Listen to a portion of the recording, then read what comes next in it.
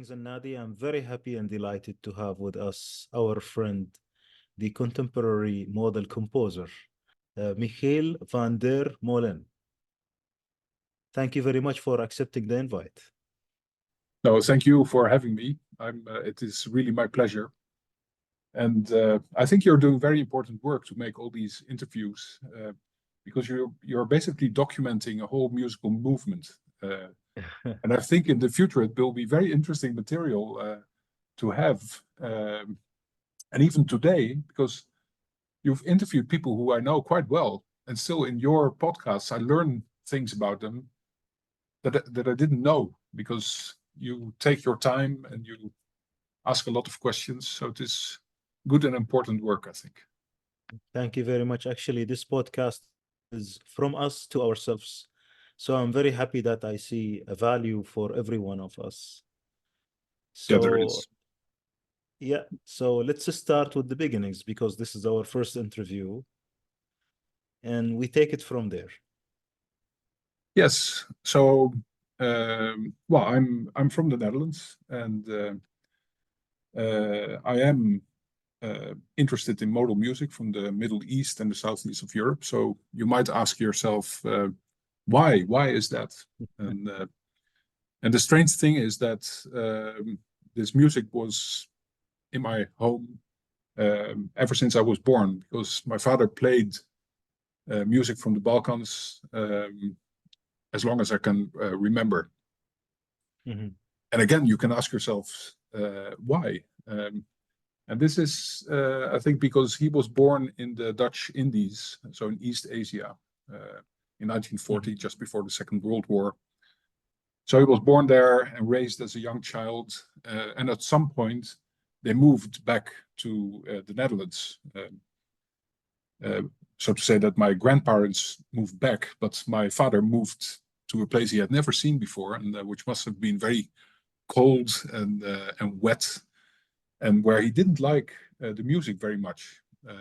So the music in the Netherlands in the 1950s did not appeal very much to him. But yeah, he was musical. So his parents gave him an accordion, and he did not like the repertoire. But at some point he heard on the radio somebody playing music from the Balkans. And this was something that caught him. And maybe it reminded him of his own youth. And he started playing that, getting quite good at it, actually. And this is why I was raised with music and sounds from much further to the east than the Netherlands, let's say. Yeah. And, yeah. And well, I was when I was, I think, 7 years old, my parents gave me a treble recorder, one of those flutes, because this is the standard way in which Dutch children are tested. You give them a flute, and you see if they manage, and if they do, you give them another instrument. And so I took the lessons, and I liked it. I can barely remember because I was very young, but I liked it. And at some point, and that I remember actually quite well, I must have been 9 years old or something like that. My mother called me on the balcony of the house where we were living back then. And she said, well, you're doing quite well on the flute. It is now time that you choose your instrument. And I thought, oh, that's nice. And then she said, there are two options. There's the violin or the clarinet. And then I thought, okay, well, because she had figured that those instruments would actually go well with the accordion of her husband. And so she had it all figured out. And yeah, so, and I chose the violin, and I followed violin lessons from the age of 9. Yeah. And I enjoyed it somewhat, but what I missed was actually the music that I heard at home. So in the music school, they taught me classical music and technique and everything. But I missed something, and at some point I also started playing with my father. So there was always these two things. There were the violin lessons that taught me technique, but I didn't like the music very much. and I was playing at home with my father, and this is what shaped me to a much bigger extent. And so, and then, well, we always enjoyed playing together. And at some point, I did realize that I was actually playing accordion on the violin. We were very tight together. And so I basically played what he played. And at some point I realized this is actually not what violin players do. So then I had to develop my own voice on that instrument. But this is how I got very familiar with music from let's say, Southeastern Europe and a bit further to the east.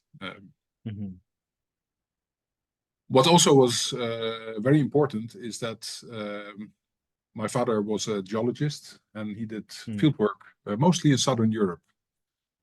And between my 7th or 8th year, and maybe till the age of 12, his field works were in Greece. And so he had spent quite a few weeks or months every summer there. And at some point, my mother was a bit fed up with the fact that he was gone, and we were at home.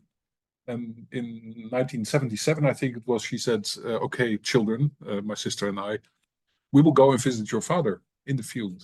And so she took us and in a small Renault 4 car, one of those very tiny cars, and we drove all the way from the Netherlands to Greece through the former Yugoslavia. It was quite an adventure. And but it was also driving to the region where the music that I heard at home came from.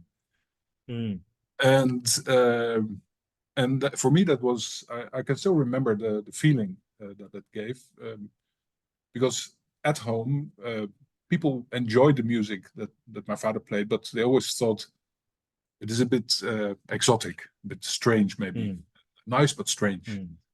But of course, for me, it was not strange because had been hearing it from my earliest youth onwards. So it was not exotic to me. It was normal.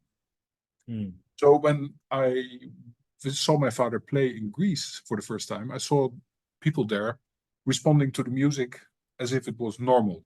And then I saw people relating to the music just as myself. And that was a very nice feeling. And so that was also very important, the traveling and actually going to the places where music you like comes from.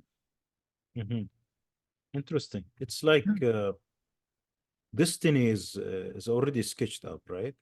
Yes. So from the beginning to at home to that travel where you are finding the exotic being connected to. Yes, right? exactly. It's like a normal thing, a native thing.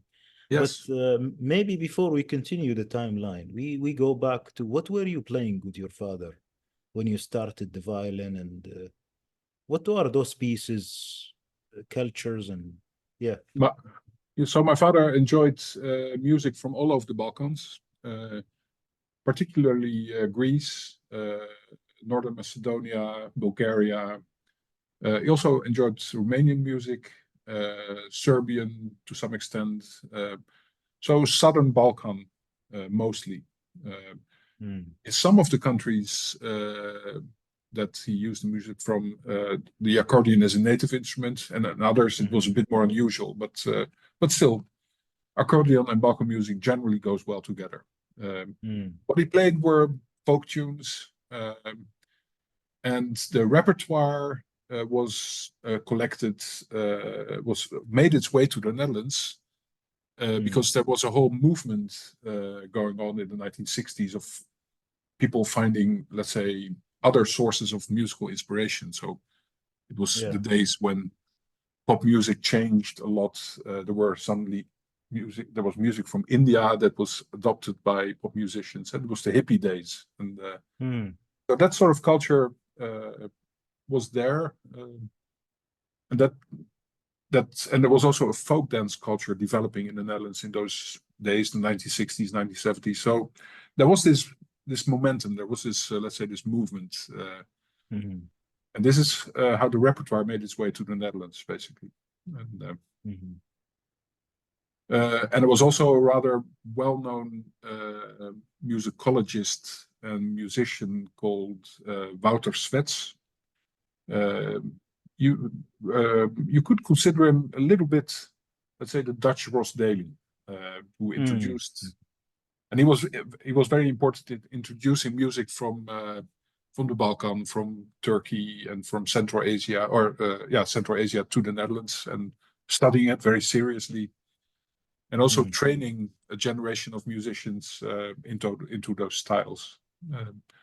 And one of the first of his students was my father, actually. So that's So this is so the tunes that we played were mostly folk tunes. Yeah. And, how frequent were you playing these? Like twice a week, every day? What sort of gatherings were there? And with whom? At home, especially when I was young, it was I needed to practice for the violin lessons, and I would do that not every day, but several times per week, and and 2 times per week, maybe more. We would play together, and that sort of frequencies. Yeah. Yeah. With whom were you playing? Only you and your father, or there were some Yeah, other? well, yes, that is how we members? started out, playing with my father. But then I was in primary school when this started, and at some point I entered, I think, the 3rd grade or maybe the 4th. I can't remember. But anyway, there was this school teacher, and he happened to have played with the same guy, Wouter Svets, in that orchestra, let's say. And he was a very good music teacher. So for him, teaching his pupils music was he did it very well. He always had a very good school orchestra, and he brought unusual instruments, at least unusual for the Netherlands. So when I had the first music lesson, I came home and I said to my father, the schoolmaster plays saz, the Balema saz. And my father was surprised, and so he actually went to the school and met the teacher, and then they decided to start a small group, and they had a violin player later and some other members. So actually, as a child, I started a small band of father and older people, and by the time that I was 15, I actually joined that group. So yeah, that's a very important experience, I'm sure, isn't it? Yes.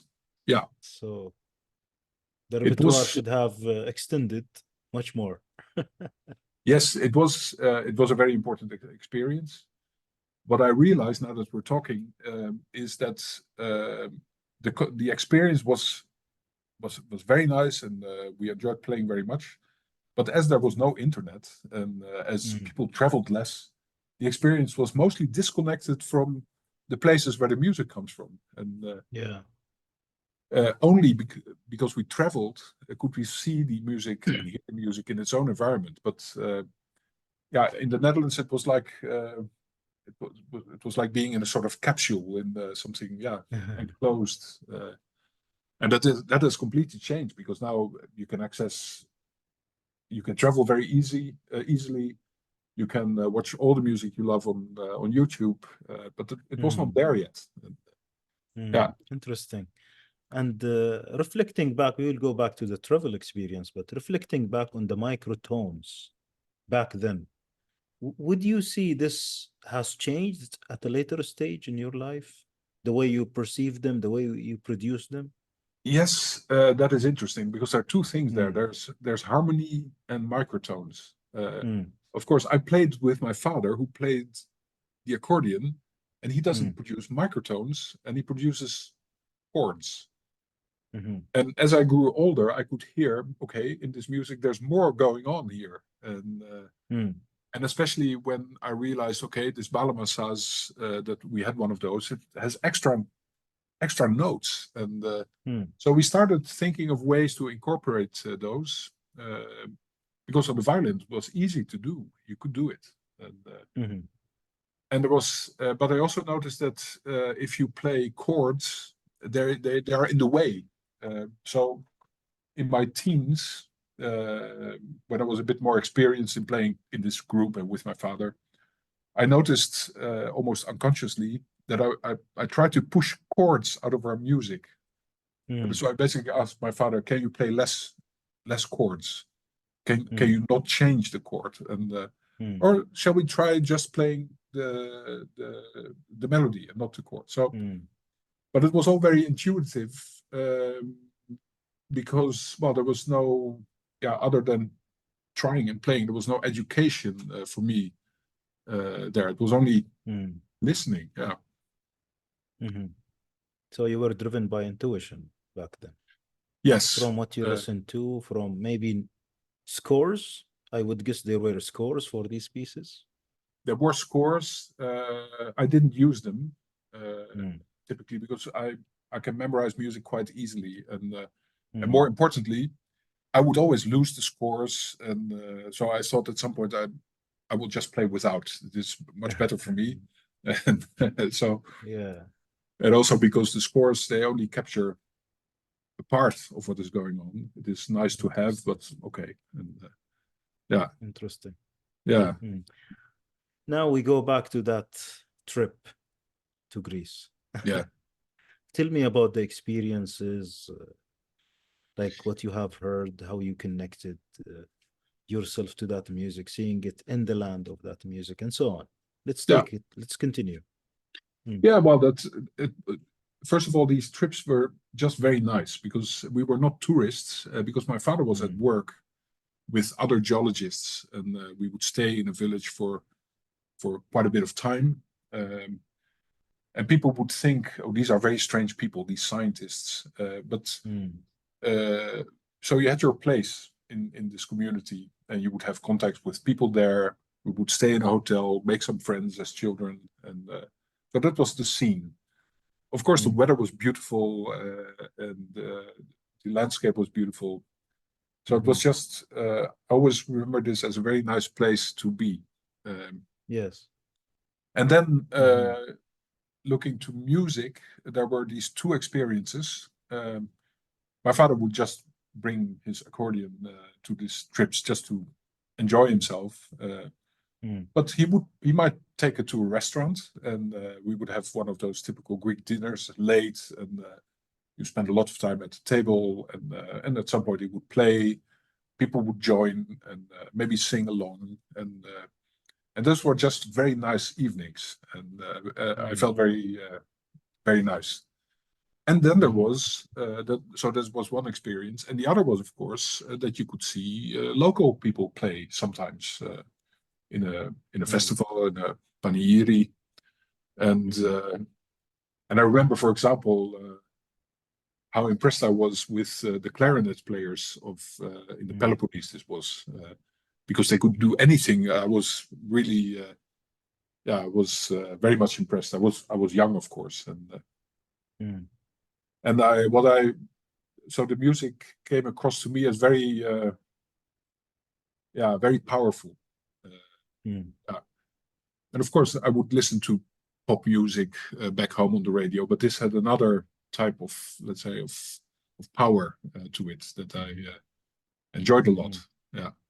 So there were these two things, but it was always the connection also with the place and the people, with the nice evenings, and that made it very. The combination was just very nice. So yeah, the good feeling was central to it. Yeah. Interesting. So after that, those trips, what happened next? I mean, in this journey. At some point, my father moved his fieldwork activities from Greece to Spain, and he spent many years in Spain. He would still bring his accordion, because he would always bring his accordion. I would bring my violin, we would play, but there the music would be exotic, just like it was in the Netherlands. So we did not return in that way to Greece, but we still enjoyed doing this together. And in my later teens, I also started playing with some other people.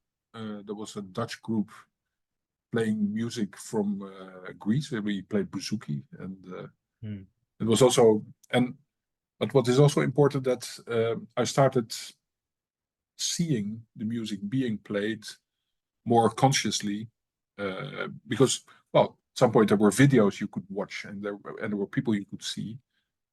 And there I learned that the tone that is made, the sound that is produced, it is also a physical thing. It is also a matter of holding the instrument in a different way and moving your hands in a certain way.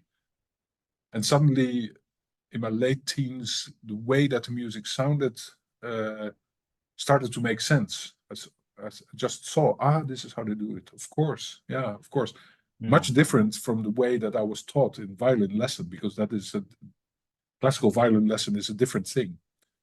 And at some point I lost my interest in the classical violin lessons, and I just quit because I thought, well, I'll take it from here, and I'll do it myself. Yeah. So what happened next? Well, so we're now in my teens, late teens. I was getting an adolescent boy, and next to this, to the music that I played on the violin, especially, and some other instruments as well, I thought, as a young man, I need something else as well. So I bought a bass guitar, and and I started some music. I started making music that, let's say, my Modal friends might disapprove. Very noisy stuff, because I was this young guy. Yeah. And actually, I enjoyed that too, because a bass guitar, it is, you must ask yourself the question: okay, we have this piece of music. I'm going to add one note, because it is what you do. You add a rather basic, let's say, contribution. Yeah. So if you strip the music down to this one note that you contribute, which note is that? So to get to the essence of the music, even though the music itself is very simple, but I actually enjoyed that a lot, and I think it helped me thinking about music structure, and also to some extent color, because you can add just a basic tone, or you can do a variation, and it feels a little bit like painting sometimes. So I did that, and from that point on, I just continued. When I was almost done with school, I was actually I was not a good boy at school, basically. So and when I finished, I really was doubting, okay, what's next? And my mother actually more or less forced me to join the army, because it was still an obligation at that time, and she thought it is a good idea to put him there and see what happens, and after that he can become a serious young man. And it actually worked, because before, in the later classes, the higher classes of the secondary school, I didn't know what to do. I was thinking of maybe going to a conservatory but then I realized, okay, I was not sure if that was for me, and I also considered some other things. But in the end, I ended up in the army, and there I got my head straight, let's say, and I decided to study geology, and basically the same, different field within geology, but basically the same subject as my father. So somehow both the trips and the music they stuck with me, and I became a geologist. Yeah, but I never stopped playing music. It always became very important. It always stayed very important to me. And so then I played, and at some point, I forgot when I did that for the first time, I felt the need to write some music, not to only play existing pieces, but also create some new ones. Also, because when you are playing music from another region, you have to think of, what is my relationship with that music? What is my identity in relation to that music? And one way to find that identity is to try to make something with that material that you could call to some extent your own. And so So I started doing, trying that, and simple tunes, and some were played with people that I had bands with, and so I did well. But there was nobody in the Netherlands who could teach me how to do this, and at some point I thought, okay, I'm now able to write somewhat catchy tunes in that are somewhat okay style-wise, but I thought I need some input here. I basically need lessons, and that was actually much later. And this is how I found Labyrinth music in Crete. Yes. I contacted Ross, and then started doing these composition seminars. Excellent. So before we depart the geology thing, what's your specialty versus your father's, just for our knowledge? So my father he's not working anymore. He was a paleontologist, so he basically studied fossils. And I I studied and did a PhD in tectonics, and that relates to, let's say, deformation structure of the Earth. And I found a job at the Geological Survey of the Netherlands, and this is where you study the Earth of your country for society, basically. So, what resources do we have? In the case of the Netherlands, it would be, well, groundwater, of course, aggregates, building materials, but also oil and gas, geothermal heat, all these things that are there. Well, these are the things we study. And it is a very nice job, because I like it very much, and I love music, and I also love my job. So there is always. So later, maybe you tell us the relationship when you compose. Yes. With such thinking process and the scientific method and so on. Because you mentioned the reducibility, where you reduce the tunes into the minimal. Well, so these are like mathematical operations, isn't it? Yes, that is interesting, actually, because on the one hand, I think I have an analytical mind. It is actually my job to have an analytical mind, but with music, I prefer to work very intuitively, and because you can read about music, or you can listen to the music, and you can read about theory, or you can listen to the music, and ultimately you can extract theory from music, but you cannot extract music from theory. It works only one way, and so there are, let's say, parallels between, for myself, in my, let's say, scientific world and my musical world,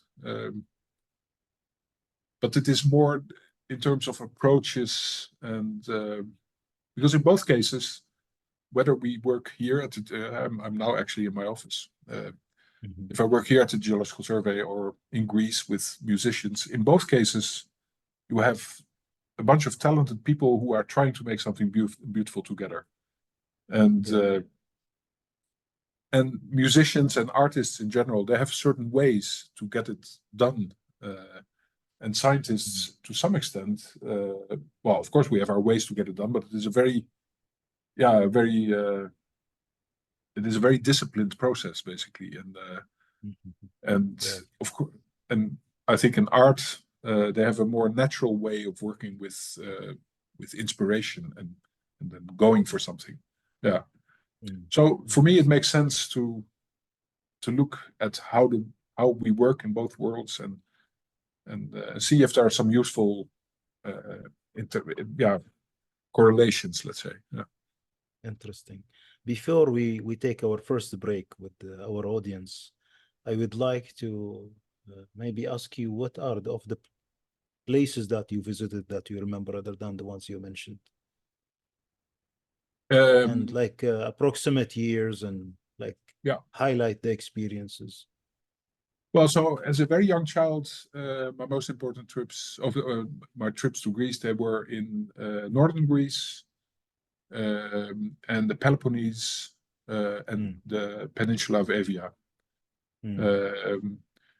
Of the Peloponnese, I remember the clarinet being the way they played.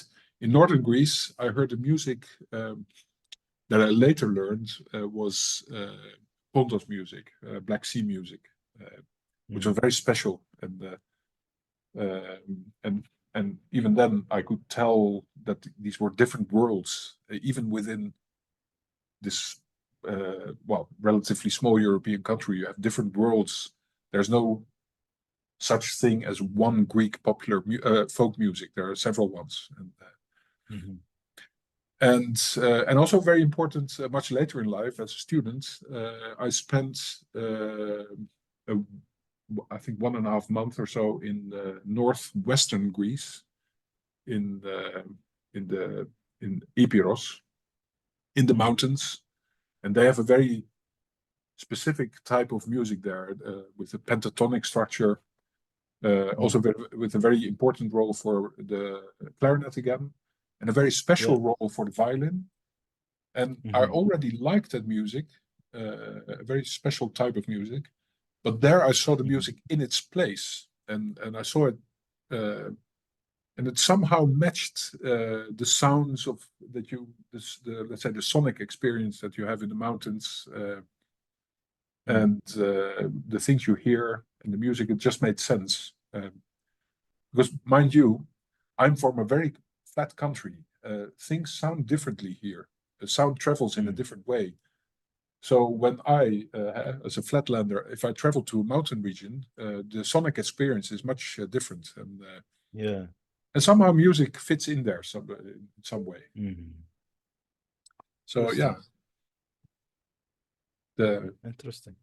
Yeah, and that is where. So this trip to Epiros, I was a second-year student, I think. No, a third-year student. It must have been in 1992 or something. Yeah, that is why where I fully realized as a more or less as a young adult the importance of the place.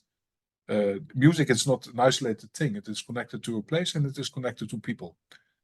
And if you've seen the place and if you've met the people, then you will appreciate the music more. That was what I learned. Interesting. Michiel, if you remember a moment that you have listened or seen something that really caught you up, what would be that example? Yeah, that is what comes to mind is an experience that my parents had a VHS, a video recorder, and they taped a concert on the Turkish television, which we received in the Netherlands, because there's a fairly big Turkish community here. And this was a tape. I couldn't understand what it was because I didn't speak Turkish then, and I don't speak it now. But it was a classical Ottoman concert. There were various artists performing with, let's say, the TRT orchestra, and there was one piece in particular that I really loved it. So I would play that videotape once in a while and enjoy particularly that piece, never knowing what it was. Okay, and then the tape broke, so that was it. There was no more piece, and and I must have been 17 or so, something like that, late teens. Many years later, somebody gave me a hand of scores, a big pile of scores, and I was leafing through them, just having an impression of the melodies, quite fast, just for a first impression. So I was going through it, and suddenly I realized something. I went back a couple of pages, and I looked better, and I thought, hey, it is that melody. And suddenly I had the title, and with the title, and I found the actual performance on YouTube, and then I knew what the piece was called. It was called Ba Gulgelenir Güler Açar Bülbül Öterken, and it means when the nightingale sings, it is like a fresh shadow on a rose garden. It's very beautiful, and it is a şarkı in Makam Niyavend, and I still love that piece very much. And I actually love Macau New Event very much. And that was my first true encounter with Ottoman music. And I love that very much. Yeah. We'll listen to it and maybe see the video of that recording. Yes, that would be very nice. Yeah. Thank you.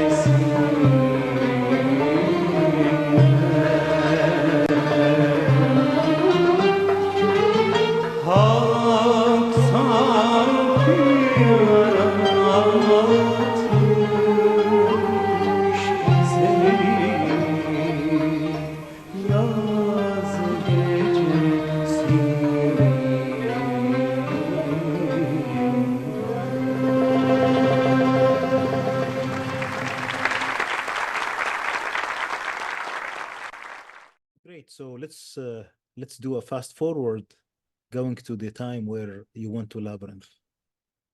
Yeah. So I found Labyrinth online, and I thought, wow, this might be the place I need to learn more about composition. And I remember it was in 2010. Yes, it must have been something, or maybe 2011. But anyway, I sent an email to Ross Daly, because I didn't know whether I would qualify. So I sent him some pieces I wrote, and I said, well, I would really like to join a seminar. And after a while, Ross replied, and he said, well, you seem to have written something very nice indeed. You can enter. And so we agreed that I would come. And I also remember vividly that I basically booked it. And then I thought, it probably cost money. So I sent another email to Ross. I said, what does it cost? and I think it was 220 euros, and it included bed and breakfast. And I thought, okay, if he forgot a zero, then it is expensive. But if he didn't forget a zero, I don't understand how it can be, how this can work. And, but it turned out that it was he did not forget a zero, and I said okay, and then I went, and that was a very powerful experience because this first seminar I was very unexperienced, and there were, I think it was the seminar when Christos Barbas also joined, and I did so many, I forgot whom I met when. But what I first enjoyed a lot was just the sound of the people playing together. I think we were with maybe 6 or 7 people. And I brought an oud because in the meanwhile, I had my parents gave me an oud for my birthday at some point. And I started using the oud to compose because somehow this works very well. So I brought an oud and a violin, and I joined the seminar. And well, as I said, I was very impressed by.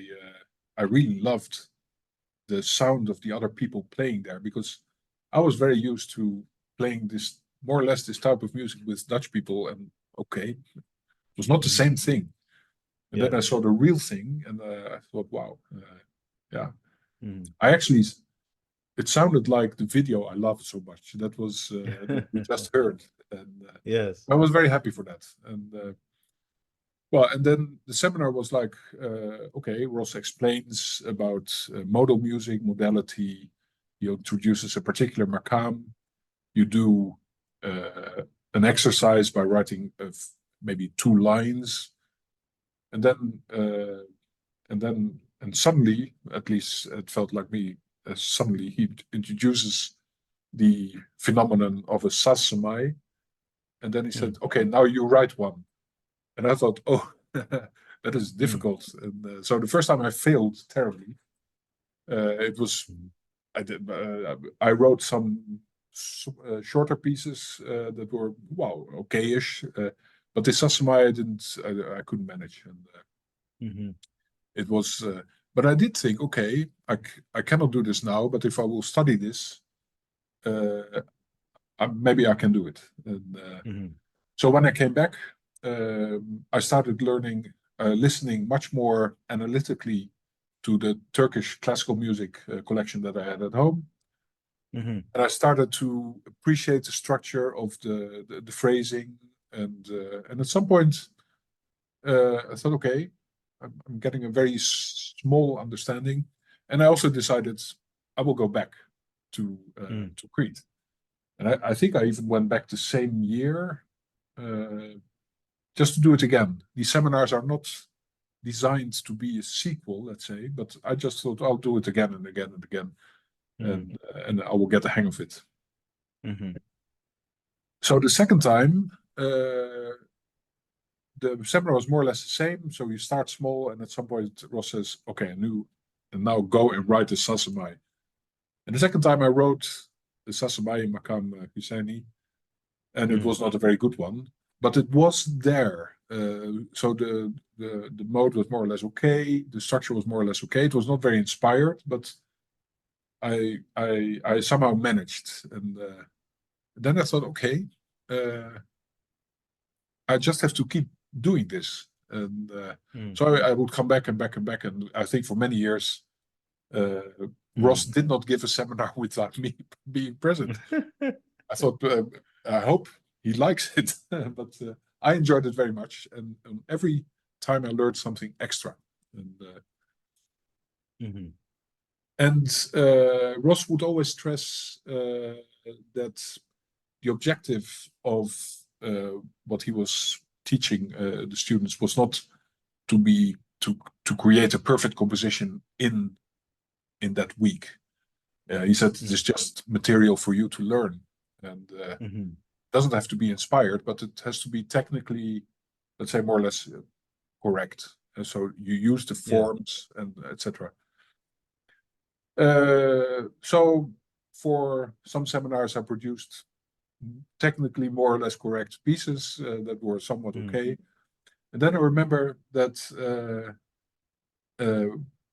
in a seminar, and there was, I think there was Peter Jacques was present, a clarinet player from the United States who still lives in Greece. And the makam we used was Dugas, and I wrote a Sassamai in Dugas, and that was the first time that Ross said, "Oh, that's a nice piece." The first one he liked as a piece rather than as an exercise, and that was nice. And I also remember asking, okay, but I was actually happy with the piece. He seemed to be happy and said, well, if you would change anything, what would you change? What could be improved? Well, it was the third Ghanè, and I took it out and I made a new one, which was actually better. So and then I had the first piece that I thought, okay, I'm a bit proud of this. I think this is okay. And that was very nice, because then for the first time I had the feeling, okay, I made music, not just an exercise. I made music. It is seems to be safe for human consumption, and it's there. Yeah. And in the same year, I also made a Sassamai in the Makam Niavent, my first love, let's say. And I remember playing that thing by myself in some room in Labyrinth.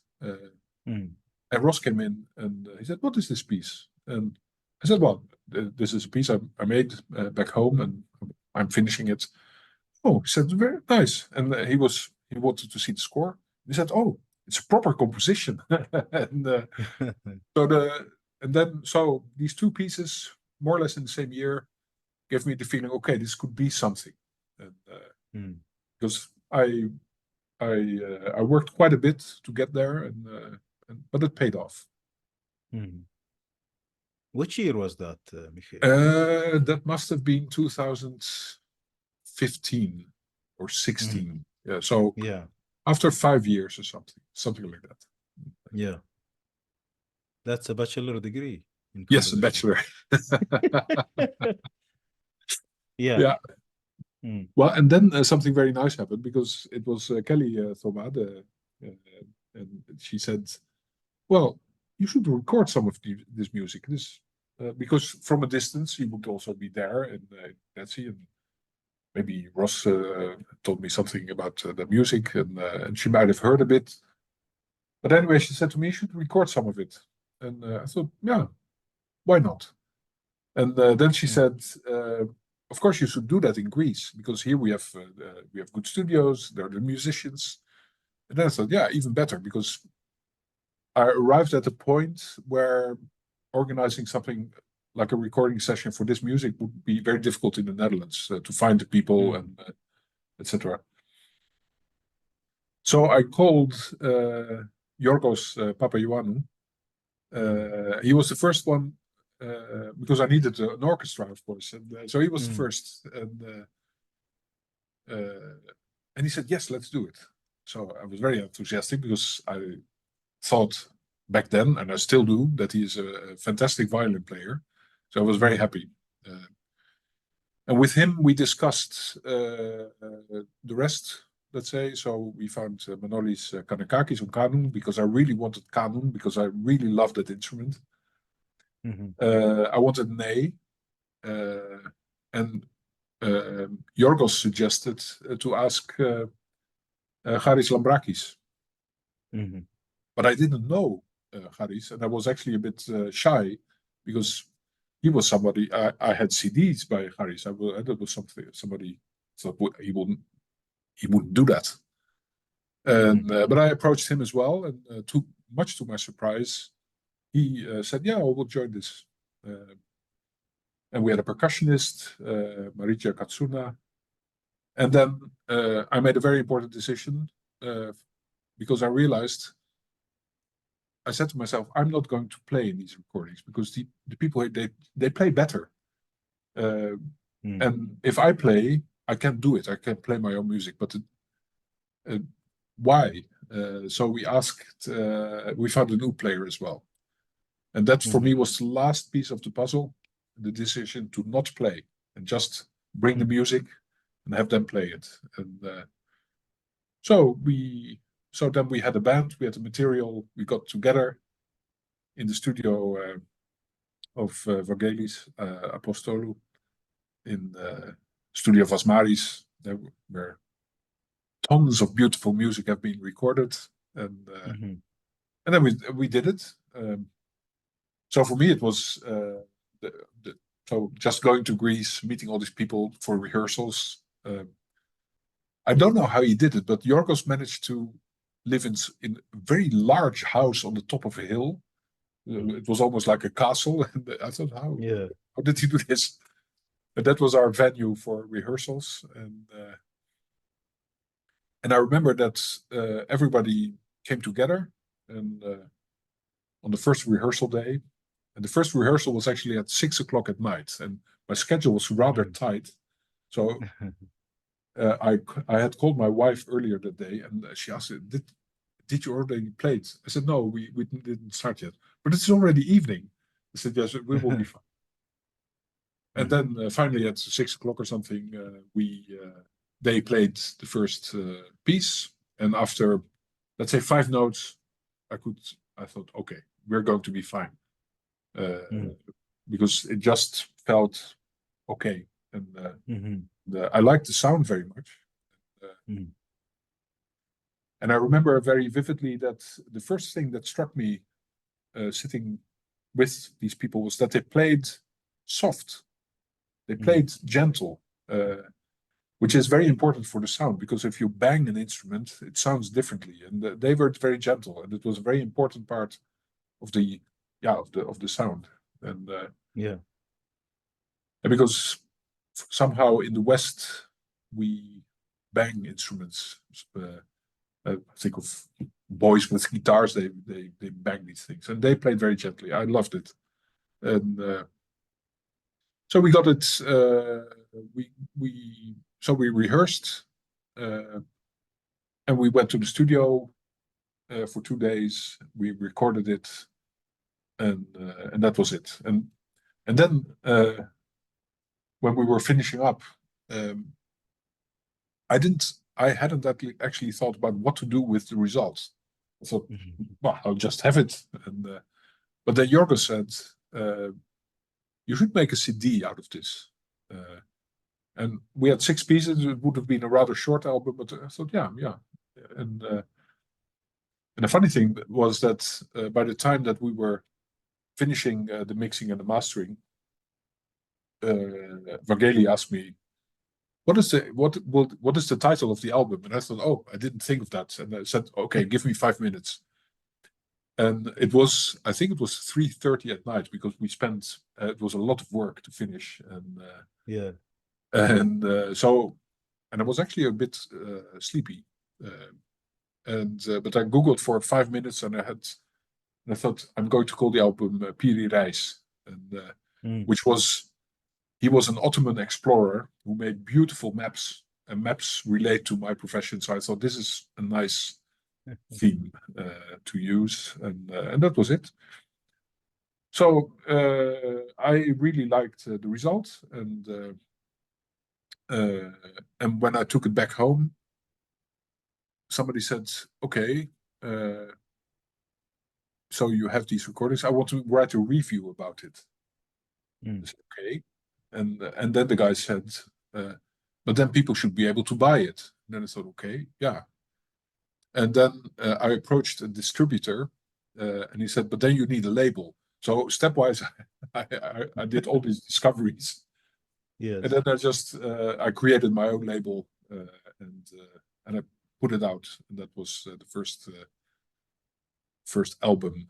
Yeah, it was very nice to make, and yeah, it was a very tight project. And I also remember that, but I'm a fairly relaxed person, because if you want to go fast, you should be relaxed.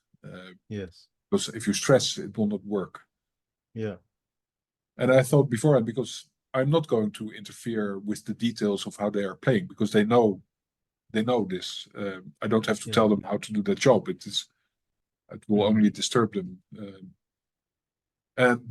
So we actually, in just a couple of days from the first rehearsal to the final project, I think we made it in 6 days. And I remember that towards the end, Manolis, I overheard him talking to, I think it was Haris or Yorgos, and he said, "Avtos Anthropos," this guy, and then I could just follow. He did something in 5 days that I did not do in 5 years, and it was a bit. Yeah. So somehow, this was a very relaxed project, but also very efficient in some way. And, so it was a very nice experience, and for me, the experience is just as important as the results, because I think if the experience is bad, nothing good can come out of it. So that is what I feel. Yeah. So that was the first time. Yeah. Interesting. So maybe we pick a piece from that album and then we share it. Which one would you like to choose? Well, I just mentioned this Duga Sasamai. We could pick that one, and so that was basically the first piece that was officially approved by Ross Daly. Yes. Yeah. And there is something that we should mention. There is Yorgos Mavromanolakis was the oud player, who later he deceased much too young, at a too young age. Yeah. And he was first I had another oud player, but he needed to go to some concert. He couldn't make it in the very end, and so I asked Yorgos Mavromanolakis whether he could step in. Unfortunately, he could, and he enjoyed himself a lot, and it was very nice, and he played very well. A lot of people said that, in particular, the improvisation before the Sasamai, people said that this is one of the best taksims that he recorded in an album. So I was very happy for that particular contribution. Interesting. Then we will have the taksim followed by the Yes. Duga Sasamai, and we enjoy it together. Yes, let's do that.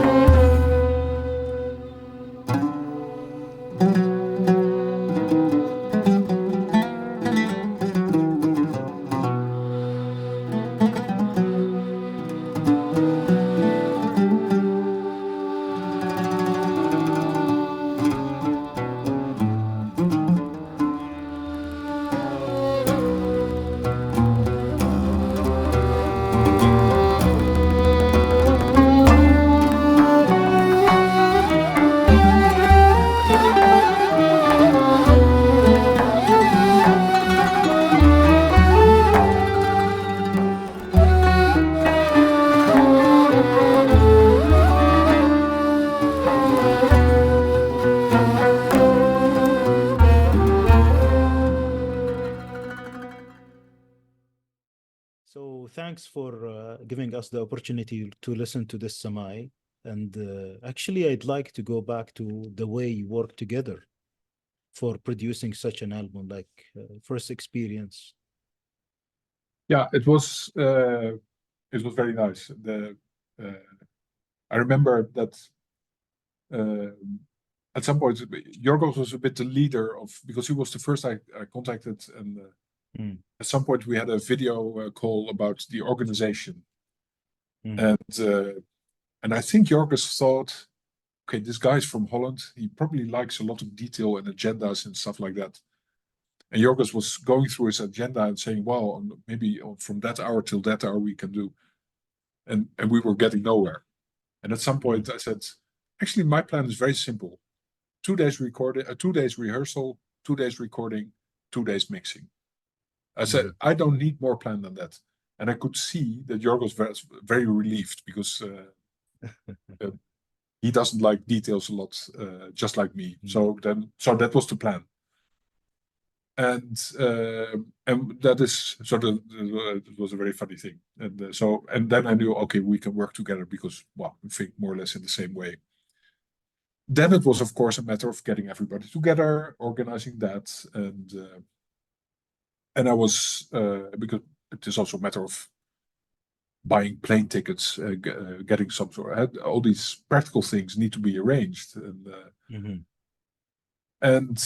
all the time I was arranging it almost like a military operation, getting everybody in the same place at the same time, and the studio, etc. It was actually quite easy. The whole time I was arranging that, I was thinking I could have never done that in the Netherlands. It would be too difficult and too expensive, too everything. And so for me, the important lesson was that well, the way people work together in this Labyrinth community, it is very collaborative. It is people share their time, put in the effort, and actually afterwards, I was contacted by somebody from the UK who asked me, "How did you manage to do this?" And I said, "Well, yeah, we just did it." And then she said, "In London, it just wouldn't work. It would be too difficult." And fair enough, because I was a very unknown person asking famous musicians, "Would you like to do something with me?" Well, I'm very sure that if I would call a famous Dutch singer, and if I say, "Well, I'm Michiel van der Meulen, I wrote a song, will you sing it?" Well, the person will say no. And here in this community, they will give it a shot. They will give it a try. They probably called maybe to Ross to ask, "Is this okay?" But they gave it a shot, and I'm very grateful for that. And I was even more happy that they did it again and again, because then you can see, okay, we are trying to build something here. Yeah, so that is a way of working. Also, the atmosphere of the whole thing. It was just very nice experience. Yeah. Interesting. And the way they work together, I'm sure your time, allocation of budget, all of these things, right? Yes, but on various levels, because also the way they work together as musicians was, for me, it was like a revelation. Because, okay, if I play with musicians in the Netherlands, you have scores maybe, and everybody plays the piece, and okay, you do it, but there it is like they all have the melody. Together they play it, but individually they will decide to not play, to add something, to do. And so they're like fishes moving through the ocean and as a flock, but with constantly shifting contributions. And so they really give each other space. They take space, they give space, and so the way in which the sound comes together for me was very, very special and very beautiful also. And also the result of that is that it sounds very rich. The funny thing there is that so when I came back to the Netherlands with the result, people would listen, and it was like my youth all over again. It is exotic. I thought, oh, there we go again. This exotic. Anyway, and they would ask, "Did you write all this music for all these people?" I said, "Well, actually, this is only one page of music. And if you listen closely, everybody plays the same melody." No, they said, no, they didn't believe it. I said, no, listen, it is the same melody, but in the way they play it, it sounds very big and very rich. And yeah, and that is something I like in this music, because you provide the skeleton of the melody, but and every time it is played, it will have a different atmosphere, a different feeling, and that is you can play it with 2 people, you can play it with 15 people. The music will find its way. And, so all these experiences for me were very important to understand the music better and better. Yeah. And in terms of the atmosphere, like working as a group, just caring about music itself and about the other members and so on. The atmosphere was always good. And so as I said, the playing is very collaborative. And but also as a result of that, I think the general atmosphere is also friendly and but how do you call it?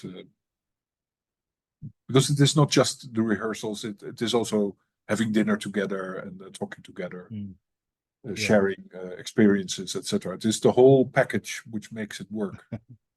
Yeah. Yes. Interesting. Can we jump back to the Labyrinth years that Yes. you were going from 2010 and back again and back again? And I would like to see maybe how was it looking like? What were you actually experiencing there in terms of seminars, masters? Most of the seminars you took with Ross, Yes, most of them. Yeah. but yeah, but you have met many musicians there and many Yes, masters. Maybe you took with other masters as well. exactly. So the nice thing is that every seminar is its own thing because it depends Mm, very much on who shows up. yes. And on quite a few occasions, there were very good musicians doing a Mm, composition seminar. And actually, I witnessed quite a few pieces being born in an individual seminar who ended up in somebody's album. And so yes. it happened with Yorgos Mavromanolakis. He made an album with Labyrinth seminar composition in it. Mm, One of the pieces of Christos Barbas, Beati Efver.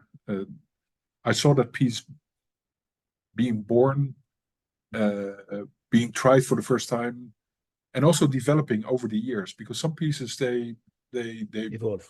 they evolve, yeah, they Mm, mature or something, mm, and so and sometimes you have people who are well less experienced in the style or on an instrument. So there's this whole range of experience and backgrounds that will always give a different result. And mm, yeah, for me, the best seminars were when there are about six participants with Ross, mm, because then you have the best opportunity to learn from each other. Because the amazing thing is that you basically work in parallel with, let's say, the same tonal material, the same makam, mm, uh, and everybody makes something. Each individual makes something very individual, and mhm, so you learn also about the different possibilities that are offered by the different modes, and so you learn from Ross, but you also learn from each other, ideally, mhm, and also in the way of playing, it is very yeah, very educational, let's say. And mhm, so the structure of the seminars were always more or less the same. There was a bit of theory mhm. in the beginning, a bit of explanation, and how much really depends on the average level of the participant. Yeah. Then there's a simple piece, and then there is, let's say, the big project. Mm, And I would typically be satisfied if I would go home with two finished bigger compositions, let's say, and that mhm, would be the harvest. mm, So if well, I would not come back again and again and again if I didn't think that Ross is a very good teacher, mm, and uh, and there are certain elements that make it work at least well for me very well, and several other people, of course, as well. That he will take you to the basics, uh, and then he will challenge you quite a bit. Uh, mhm, and he will put the bar very high. I think he just wants to mm. see how high you can jump or something like that.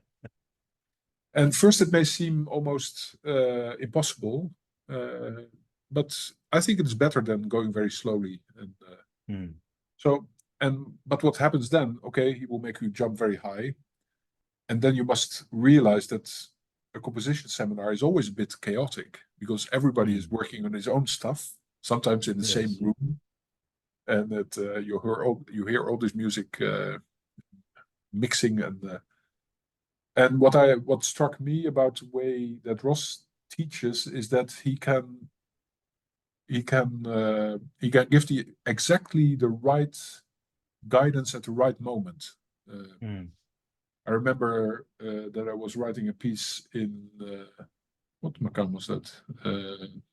Guldestin, mm, and I had a teslim, a refrain, and it was only two bars. I know, but it felt very complete, and I was struggling to make it longer because I thought it must be 4 bars.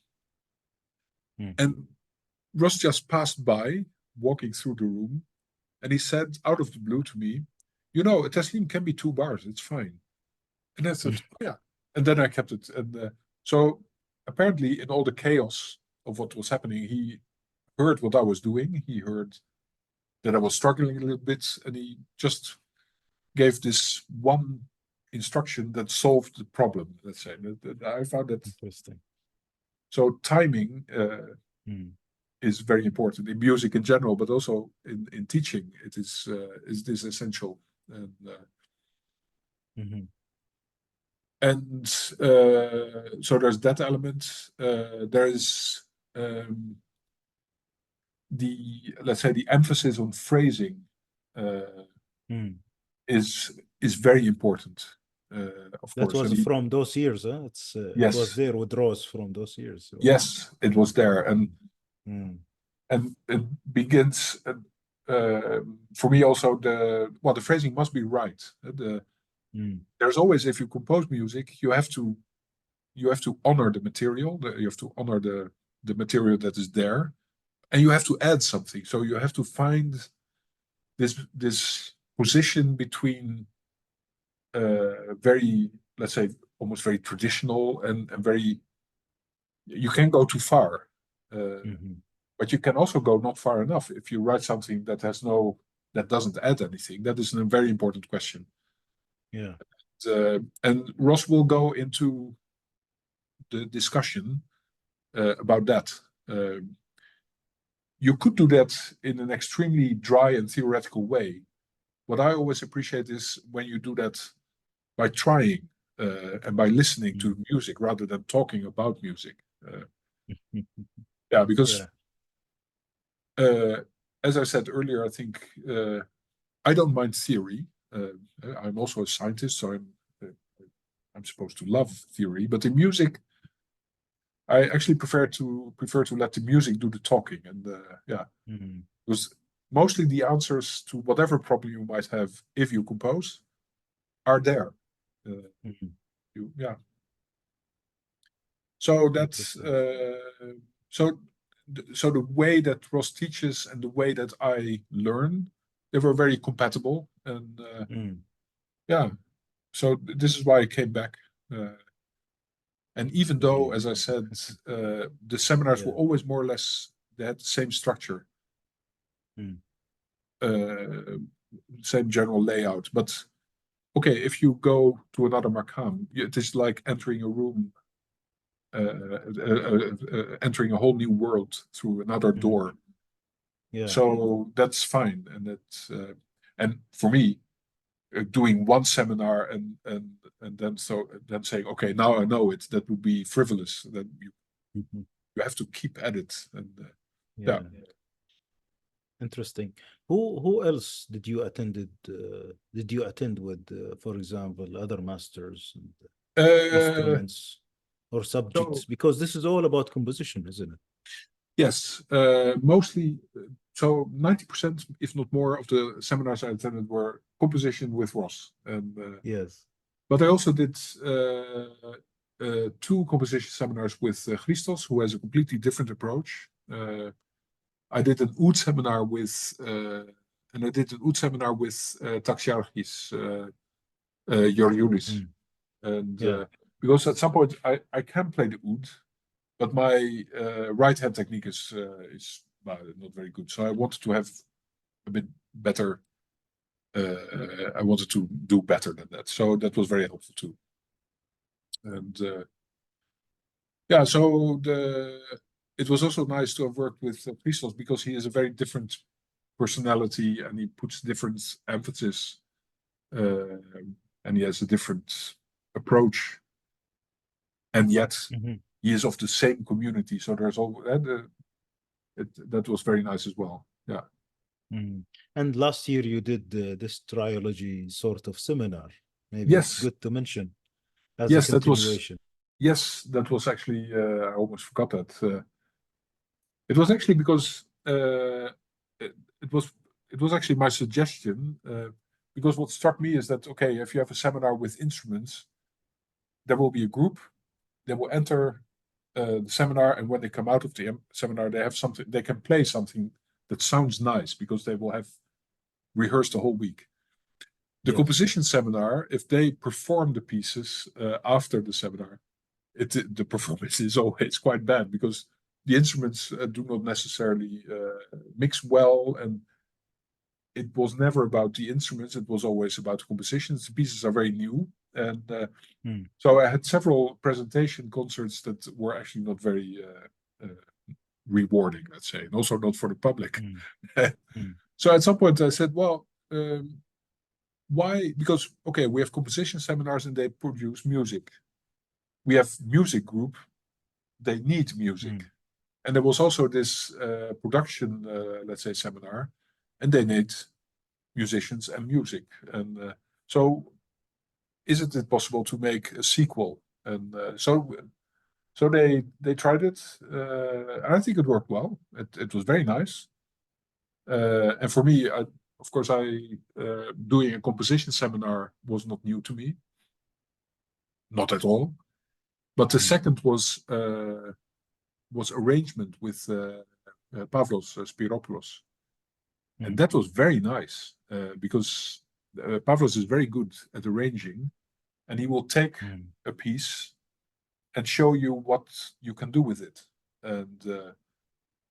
And this actually opened my mind to a whole new way of thinking. And there was one particular sentence that will always stick with me. There was a guy, who was it? I forgot who it was. He wrote a melody, and at some point there was a jump. There was a jump, and from high to low. And Pavlos said, this note opens the door to a second melody. And then I thought, oh yeah, you're actually right, because actually from that point onward there was a counter melody thing. And even though modal music is not, there's no harmony, there's no polyphony, but you can do parallel things, and you can, so for me that was new and very interesting, and very nice.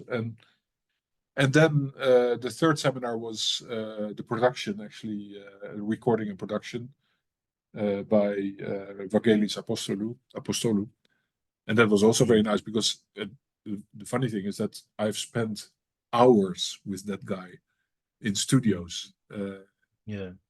But of course, there you don't get subtitles if you work with. He was just doing things, and I could observe him, but I didn't know why he was doing certain technical things. And there in the seminar, he would explain, I'm now trying this, and I'm now trying that.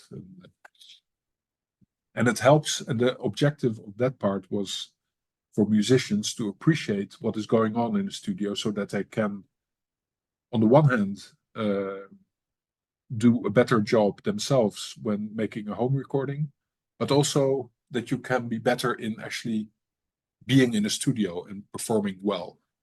So if you understand what they need, it always helps. Yeah. So that was a nice experience. And what was the output of this? Did we produce something? Did we put it on the internet? Yes, I actually I walked away with a single, and with double bass, Pavlos Danai Lukidi on violin, and on the Balamasas I had, and the Dimitris Karnagoritis. And they played as a trio a simple piece that I wrote and recorded it. I put it out as a single just for fun.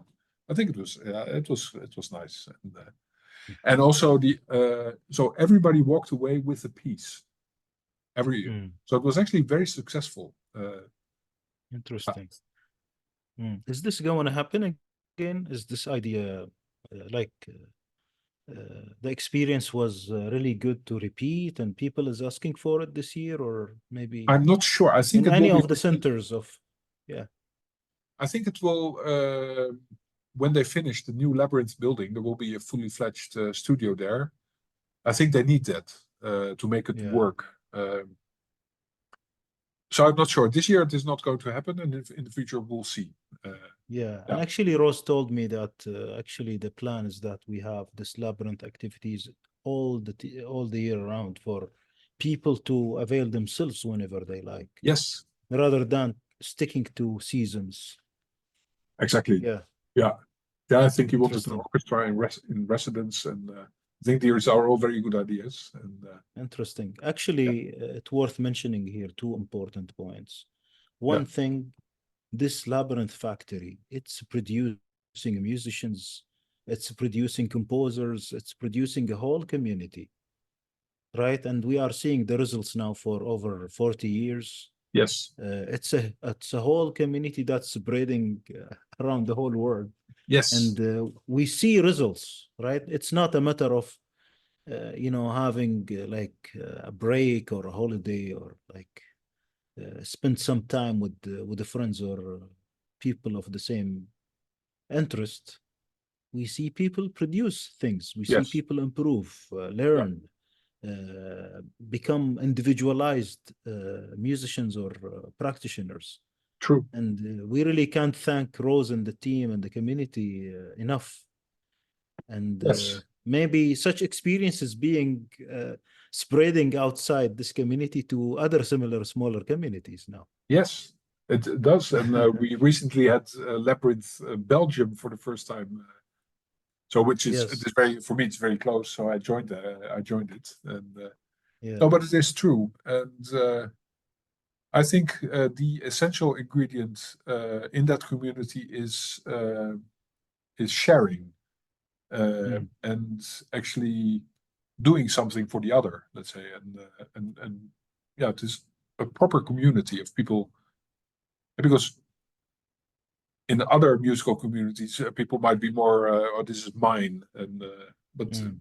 Labyrinth is a sharing community. That's for me the essential ingredient, as evidenced by these projects that I do.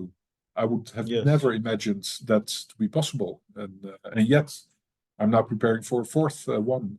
Uh, Hmm. yeah, Interesting. it It's is. worth mentioning another thing here before we go for a break, which is the situation of such modal music. This maybe leads to this contemporary modal music terminology of Rose, but I would Yes. like to say a generic comment here. Uh, we know the reasons for the music repertoire, how it was created in those certain big cities in the old days and the old centuries, for whatever reasons.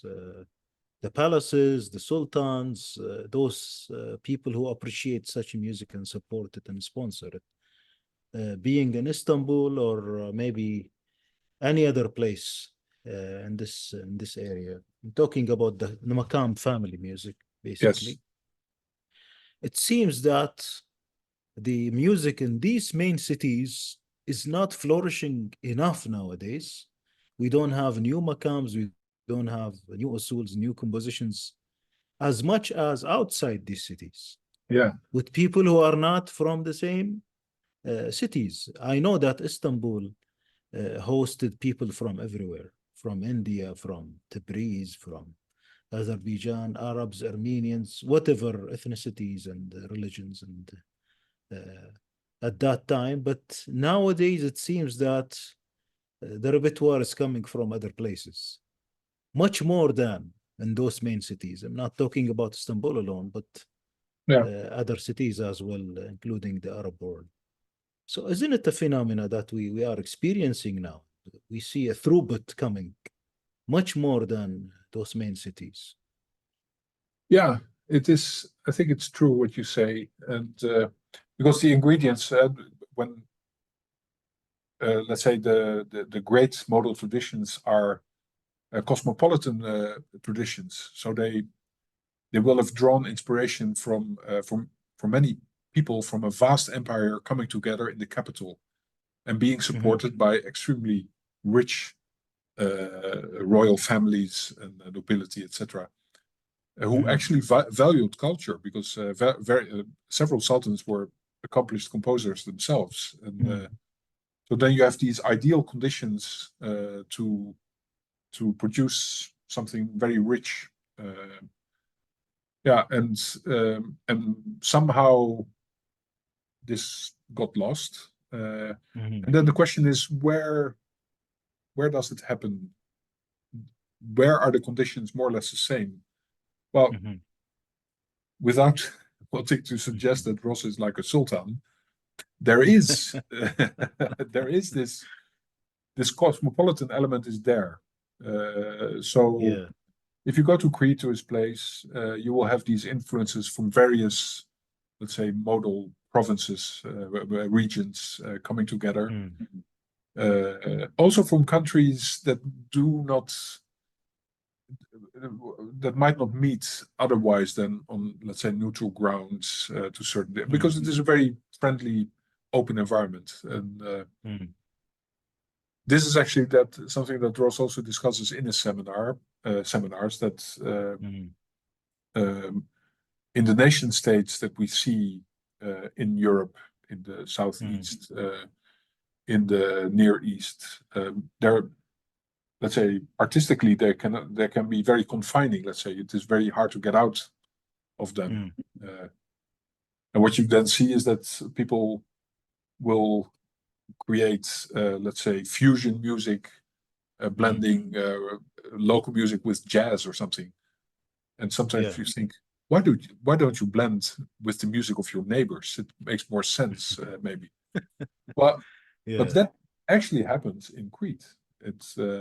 And it is also, I just said, sharing is an important ingredient. But now that you make this point, the second very important ingredient is open-mindedness. Be open for, let's say, a slightly different culture that brings an extra dimension to the experience. And to me personally, because I'm a proper outsider, because of this peculiar youth, I'm both connected and disconnected to this world. So it came through my upbringing, but I have to travel actually to go to the music of my youth. Very strange. And so what was I going to say? So this openness creates new possibilities that might not be considered part of individual existing traditions. And also, if I produce music, it is by definition not part of a tradition. I cannot claim to be a composer of Turkish music. I cannot represent that music. So if you, as Ross did, if you create a genre which this contemporary modal music, which draws from traditions but does not appropriate them, then it is for people like me, and maybe also for people like Ross himself, it is a way to find a good relationship with that music. So contemporary modal music is, for me, a very valid and a very important concept to work with, because it provides the freedom to make use of material without being an unwanted guest, let's say. And because I think it also gives you the possibility to respect the music that you use to a certain extent, without, as I said, without being an unwanted guest, without saying, well, this is now also my music. It is not. But I can work with it. So contemporary modern music is an important thing, I think. I put it in big letters on all my albums. Actually, this is not something new. music was always extended and it was expanding beyond certain melodies and certain Yeah. aesthetics by having people mix, even during the old centuries. We know it. We have seen it in the score, we have seen it in the pieces and so on. Yes. See Kantamir's Ali Ufki Yes. books, whatever Kawsari that we hear that it's out now and available. Yes. And this happened before. Two more minor points to mention here that worth completing this discussion is that people outside the community of those doing music for living, right, are also joining, Yes. like yourself, right, and others. And this is something that is expanding the source of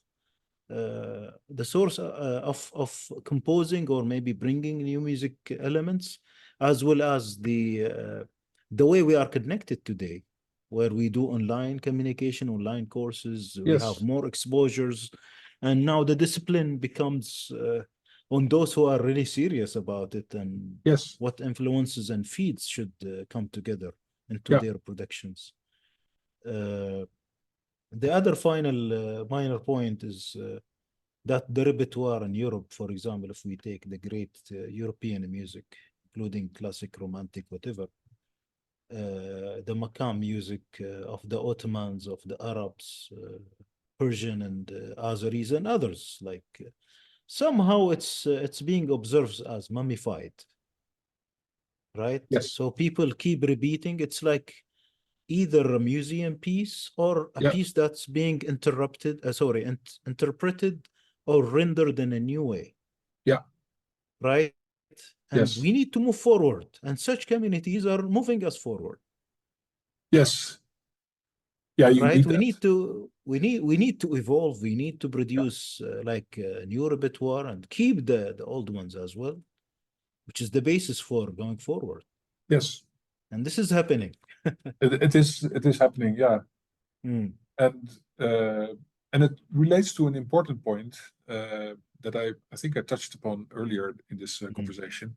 So if you create a piece, you must always ask yourself, should it be there? Does it add anything? And or is it a mere repetition of something that exists already? And if you compose, I only do it because I want to do it. There's no other reason than that. Yes. I can, so I have this need to do it. I do it, and it is up to other people to determine whether it has value or not. I will just put it out there, and if people like that, I'm happy. And if people don't, okay. But you always have to, and again, you add something by, on the one hand, trying to keep to a certain tradition and to respect it, and to not just use it as a flavor, but to properly understand it as best as you can. And on the other hand, you have to deviate a little bit. You have to stay close, but not too close. And you have to move away, but not too far. It is a very delicate balance. And I think the only way in which you can move forward and develop yourself also is to just try again and again and again and share. Because, okay, let's say the first test of whatever it is I produce is giving it to musicians who are very familiar with the phrasing, with how it should sound, etc. And I know that what I give them, now they like it enough to come back and to record it and put their names behind it. But I do know that I sometimes surprise them, and because I will have other ideas, because I come from another part of the world, and so also even on the level of a piece, there is this balance between, okay, this sounds very familiar, this is nice, and oh, this is a surprise. And then you just have to make sure that it is a nice surprise and not a bad surprise, and then you have something. Yeah. But whenever I give a piece to musicians and I see them at a certain phrase, they will struggle, or they, if it is not, if they keep struggling, I will just throw it away, because then I will think, okay, this is maybe that this I should change this, and I will always change because I will always change it because the most important key is the delete key. So Yeah. I will create something and I will throw it away and I will do it again until I arrive at something that I like. But you should never be afraid to throw something away. There's always a new idea that you can try, and this is how you can keep yourself going. Yeah. You remind me of those great scientists where they go and write from the morning to the evening, and when they write, I don't mean they put silly stuff by hitting the keyboard or the typewriter back then, or by pen. They were writing science. They were writing scientific paper, and they mentioned that by end of day they take a huge pile of what they wrote and rewrote, and they throw it away, and they start rewriting again. Yes. So the process of writing is a rewriting to scientists. Exactly. Now we take this and see it with the musicians and composers. It's all about composing is rewriting, isn't it? Until yes, matures, as you have described. It is the same thing because ideas actually they develop between people. So as a scientist, you can talk to another scientist and you can move forward. Writing is actually talking to yourself. And you put it on paper and you read it. You're actually talking to yourself, and then you can be critical on yourself, and then you will throw it away and do it again. Yeah. Music is the same thing. Music is communication between people, so it can only exist between people, and which is why, well, you have to give it to somebody, and that person will give something back just by trying, and he or she will give you new ideas, and this is how you develop science and music more or less in the same way. Yeah, like you're peer right. reviews and more or less, and community reviews and so on, and what's out there and what's new to produce. So maybe we are at the point of having a new piece to listen to. So what would you select for us? Well, we had a Sasamai.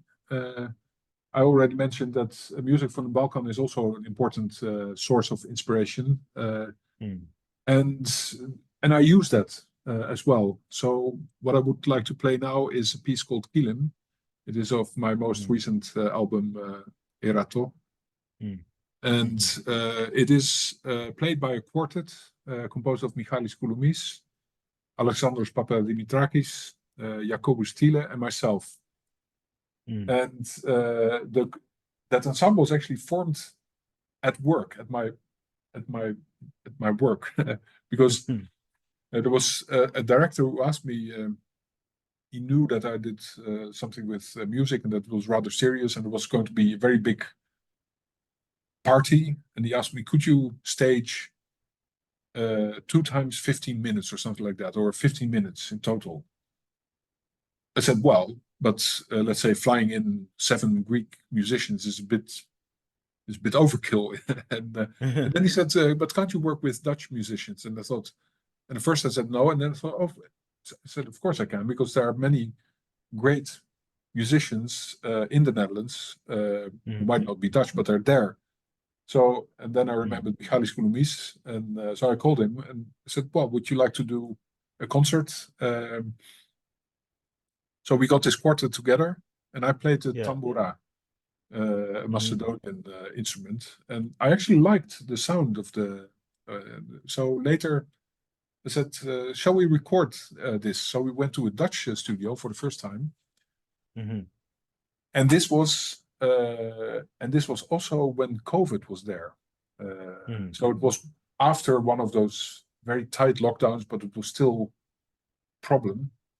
So when we got together, everybody felt like needed to go out. So everybody was very happy to come together in the studio and do something outside. And I remember that studio, the guy running the studio said to me, "Well, I can't cater because of the regulations, and So you have to cook yourself. So I came, I cooked a very big lunch, and we sat and we had lunch. And at some point, the owner said, Michiel, you pay by the hour. Huh? And because we had only had a big dinner party, actually. And then we thought, okay, we should play. And we played. And the first song we recorded is the one that we will hear now. And we played, and by that time, the studio owner thought these guys are not very serious because we were just eating and having fun. But the first take was the piece was immediately there. So the first take was the take, and I think the guy was quite impressed. Yeah, Kilim. Yeah. Interesting. We'll listen to it then. Yes.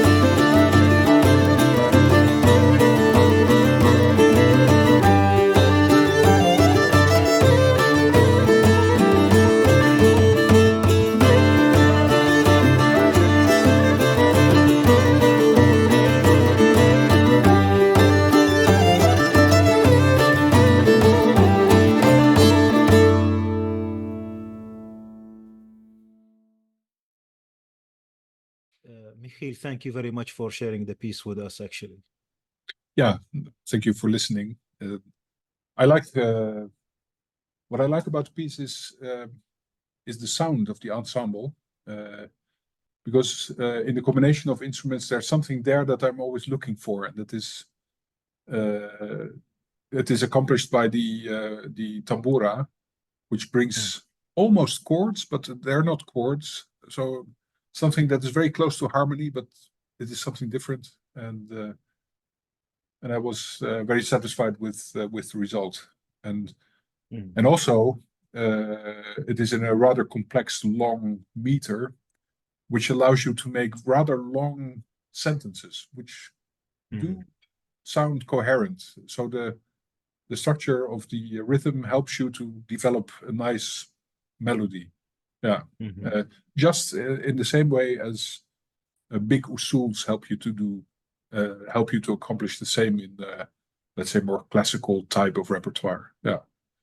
Interesting. Interesting. Thank you very much, actually, again, for sharing with us these pieces and these compositions. Just to conclude in the point of the experience of learning composition, you took those lessons with Rose and the exposure to pieces. And what other sources were you looking into to enrich and invest in learning the composition process? Yeah, actually the word process is actually quite important because part of making a composition has to do with inspiration. And you hear something in your mind, maybe three tones, and you have to grab them and work with that material. Yeah. Then part of that process is letting yourself guide by inspiration, let's say. But it is also a very practical thing. You learn skills like, okay, I'm now in this register. What is an elegant way to move to make a modulation or to end up a bit higher? And so it is also experience that comes in. And so there's always this balance between sudden ideas and actually sometimes hard work to make it work. And what I find the most somehow beautiful process is when you have these three notes, whatever, that will trigger a composition, and by the time that you finished, the three notes disappeared. So the composition ate the original idea. There's something very beautiful in that, I think. And what also is what always amazes me is that sometimes the thinking about a melody goes very fast, and sometimes you work a very long time to make it balanced, and you revisit, and it needs to mature. And I remember one occasion in which I was writing a piece in a seminar. I was sitting in the hallway of Labyrinth, and I needed a fourth Ghané of a Sasamai. And Ross already called everybody back to the classroom, let's say. And suddenly I had an idea. And then I typed the melody as I conceived it faster than it would take to play it. And then I took it to Ross. I said, I wrote something potentially very strange, but and then we played it, and it was actually very nice, and I never changed the note. So I composed it faster than the music, and that is very that is a very, it's actually almost a miracle with music. Also, if you look at a piece, just as at the score, or if you imagine a piece, you don't have to imagine it note by note. You can have a full sonic image. You can imagine the piece as a whole thing, or see it as a whole thing.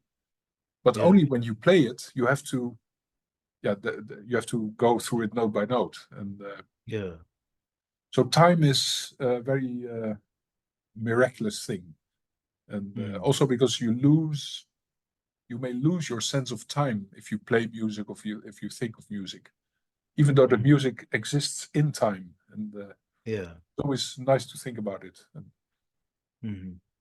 Interesting. Yeah, and so where do ideas come from? The important thing there is to realize that you have an idea, to actually somehow memorize it, or maybe write it down very fast, and so that you have the material there. And sometimes it happens on several occasions. I had it on a bicycle because the Netherlands is a bicycle country because it's very flat, so it's not very difficult. And Yeah. but the thing is, if you cycle, by definition, the rhythm that the motion will give you is well, if you think in 10/8 and you cycle, it's very difficult. So I sometimes realize that I try to cycle in uneven rhythms because I was thinking of a particular phrase. And yeah, or you can hear another piece, and there are two notes that stick with you and inspire something completely different. And then the game is to grab that idea and to just fill it out.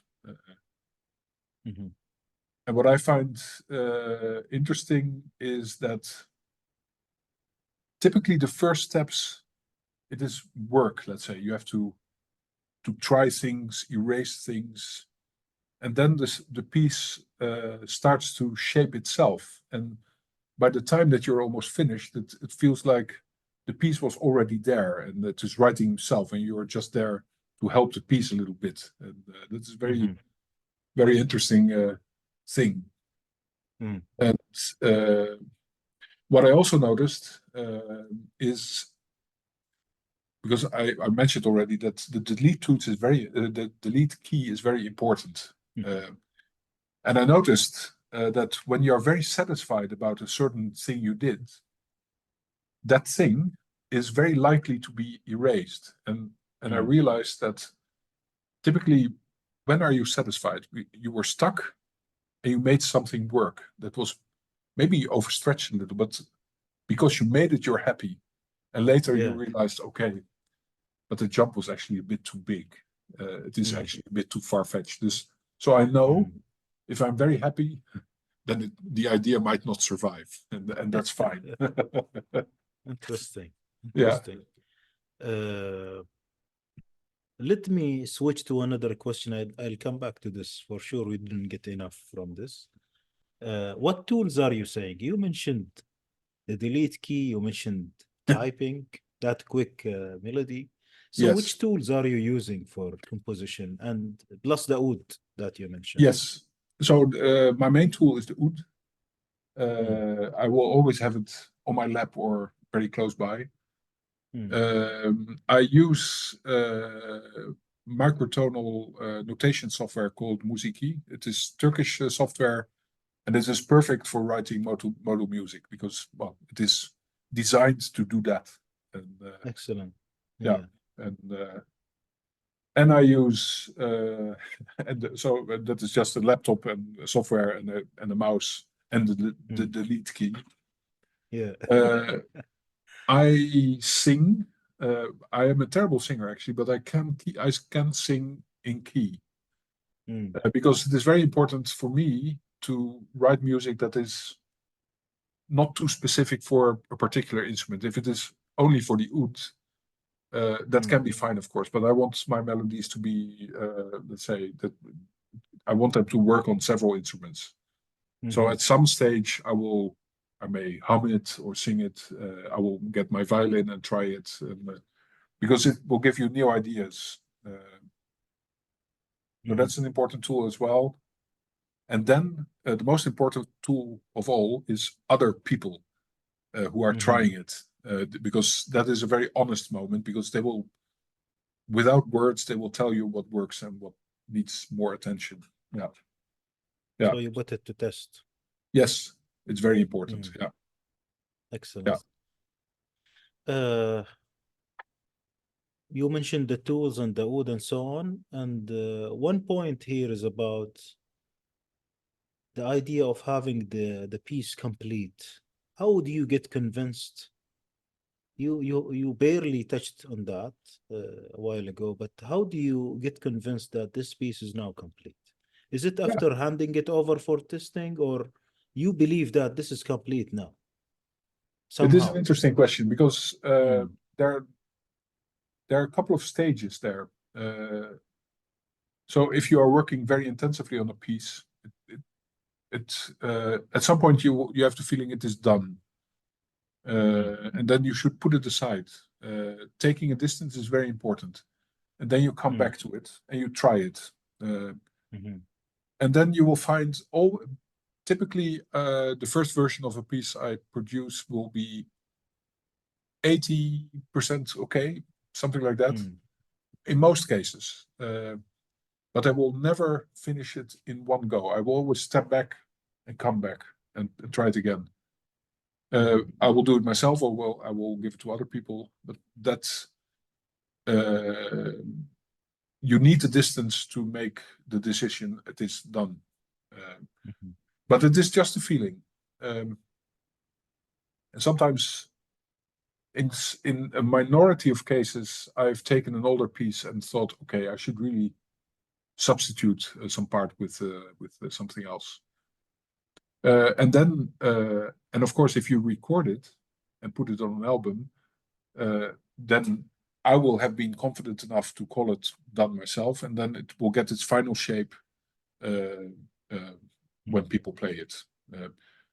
I do not exclude that the next time you play it, it will sound differently, but then I think it's there, and then you can have variation because people will interpret it differently, but it is not a new version, let's say. It is just, it will sound differently in different situations. And yeah, so that is... Which is normal, right? Like yeah. the many common Samais and Bishrafs or whatever other Makam family pieces from Greece or other places, they get replayed and reinterpreted and so on. And that is fine. Re-rendered. That is fine, yeah. Yes. Now the question about the sources. You are a scientist, and when we write a scientific paper or a new research or try to innovate, we always see the literature, what's out there. Yes. Right. Plus this, the thing you mentioned about the sources of or triggers of where you get inspirations or what you observe and then adapt. For sure, this component of looking into the literature, listening, and so on. Tell me about this. Like, how do you practice this? Are you digging deep everywhere to find that your Duga will be a unique Duga thing, or how does it work? Well, there is, fortunately, if it is, let's say, Ottoman classical music, there are beautiful sources there. There's this Nijzen.com website. You will know it for sure. And that is the biggest single collection of pieces, I think, out there. And I've dug deep into that website, and I have the advantage that I can get a lot out of looking at the score. I have a pretty good image of what this piece is like, but I will always find versions on YouTube or in my collection of music. Yeah, and so those are the sources basically. Either scores, but if your sources are more in the folkloristic traditions, then scores are less important. Then you need recordings, etc. But I do listen a lot to music, and quite a lot if I'm busy in a certain makam, I will look at a lot of pieces. And if you do that, the risk of you copying too much something that exists decreases, because you look at, well, not the whole repertoire, obviously, but if you look at many pieces, you will get many ideas, and you will get a good feeling of the, let's say, the variation that exists and the possibilities that are there. And then, so if you look at all these sources, and you will have so many ideas, then you have to be disciplined and not try to put every idea in one piece, because you have to be coherent.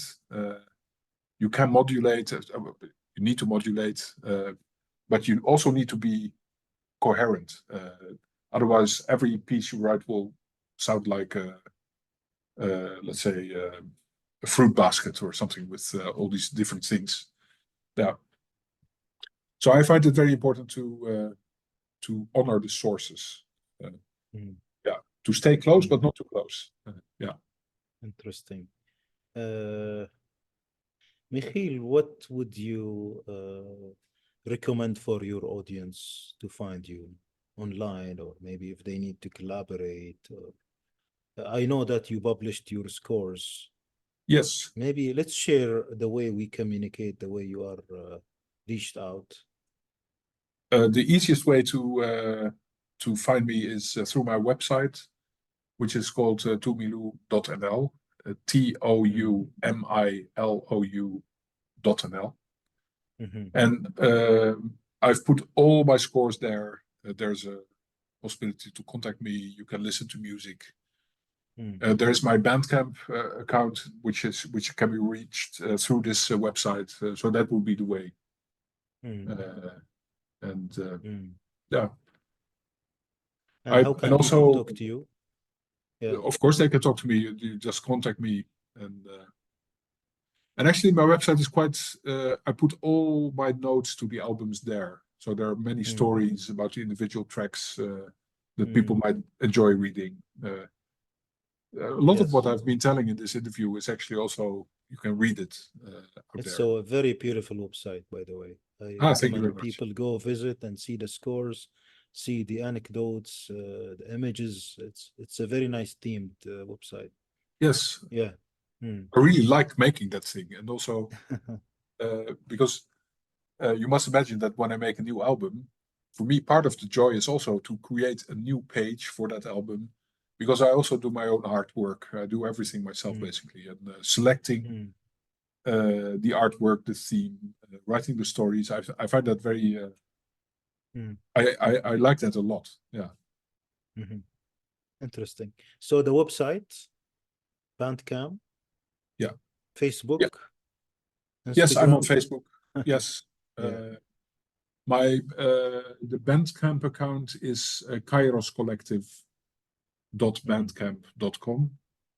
And Kairos Collective, it is not whomever I bring together will be called Kairos Collective. That it is. So there are some musicians who have been contributing to my albums for 3 times now, and also for a 4th time because I'm starting a new project. And there are also guests, but you need the name of a band basically, and because my band changes a lot, but it's always the same name, Kairos Collective. And the name Kairos is it is the personification of time as you feel it. So you have in ancient Greek mythology you have chronos, and that is time as measured, hours, minutes, etc., years, and you have time as your experience, in which some minutes take an hour, and sometimes a year takes a week, and that is. And it is also the personification of inspiration and of the need to express yourself. So I think that is a very nice concept, which is why I used it as the name of the collective. Yeah. Thank you very much, Michiel. I think it's a good time to select a piece, and you tell us about it, and we will listen to it at the end, after you conclude the program. Now, let's talk about the piece that you will select for us. Yes, the last piece that we will hear is the composition Erato. It features on my album of the same name, and it is played by Ross Daly, Kelly Thoma, and Mayu Shviro. So it is a string trio of lira, taru, and cello. And also this piece exists because of COVID to some extent, because before COVID started, I already had plans to come and record an album, but then all the plans got stretched to infinity because of these lockdowns. And I already had convinced Ross and Kelly to play one of my pieces. But as there was more time, I started doubting, is this piece good enough for them? Because so I invited them, and they said yes. And and I felt, as I wrote on my website, it felt like having two Michelin star chefs for dinner and giving them pizza and beer. And I thought I must write a better piece. And then, and at some point I got an idea, and then I think in 2 hours or something like that, I wrote this piece, and they liked it very much, and they played it beautifully. I enjoyed the recording very much, and that is what we're going to hear. It was, again, we did this in Crete, of course, in Studio Vasmaris. Mm. And again, it was the atmosphere that was very enjoyable. It was very relaxed, and I like the way they played the piece. They really honored it as in the best possible way. And somewhere, if you're 2/3 into the piece, the melody goes up, and it is like the music vanishes in thin air. That is one of the most beautiful moments of the whole album, I think. Yeah, so I was very happy with the fact that Ross and Kelly and Mayu wanted to join me, and I was even more pleased when I heard the result. I really enjoyed that album myself, and I had a hard copy. Nice. Yeah. So we will listen to it, but before that, I would leave the conclusion of this great interview with you to you. Well, I enjoyed very much talking to you, and yeah, it's. I think in a way this interview follows of us meeting in Greece and then in Riyadh.